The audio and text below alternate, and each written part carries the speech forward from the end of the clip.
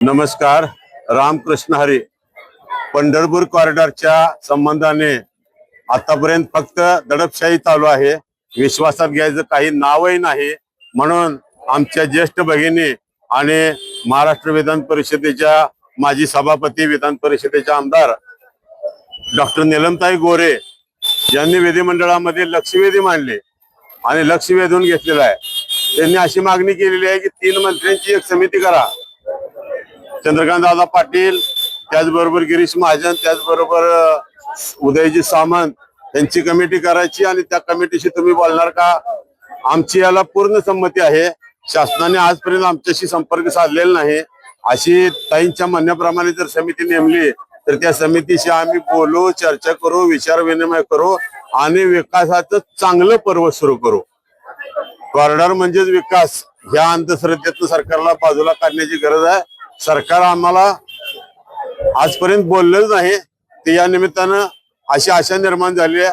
म्हणून आज आम्ही नीलमताई गोरे यांचं, आमच्या ज्येष्ठ भगिनी ताईंचं आम्ही आभार मानतो. कालचा जो आराखडा सादर केलेला आहे त्यामध्ये काही नाही. पूर्वी जे सांगितलेलं वर्ष झालं तेच सांगतात. इतक्या लोकांनी बंडावून सोडलेला प्रश्न विचारून अधिकाऱ्यांना काही उत्तर देता आलं नाही. खरं तर मुख्य म्हणजे कॉरिडॉरचा आराखडा हा सर्वप्रथम जे बाधित नागरिक आहेत त्यांना दाखवायला पाहिजे. वाटलं तर पांडुरंगाला नामदेव पायरी पुढे आणून दाखवायला पाहिजे. ते तर लांबच राहिलं. फक्त नगरसेवक लोकांनाही दाखवलाय. तरी सुद्धा उपस्थित असलेल्या पत्रकारांच्या आणि बाधित बांधवांना हे उत्तरे देऊ शकलेले नाहीत. यानंतर आमची आतापर्यंतची जशी आंदोलनं झाली यापेक्षा वेगळ्या प्रमाणात आणि कठोर आंदोलनं या ठिकाणी होणार आहेत की ज्याची कल्पना सुद्धा करता येणार नाही.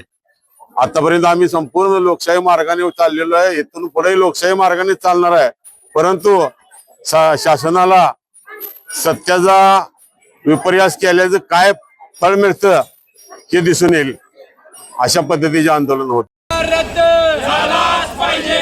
कॉरिडॉर रद्द झालाच पाहिजे. एकच जिद्द कॉरिडॉर रद्द. एकच जिद्द कॉरिडॉर रद्द. कॉरिडॉर रद्द झालाच पाहिजे. कॉरिडॉर रद्द झालाच पाहिजे. कॉरिडॉर रद्द झालाच पाहिजे.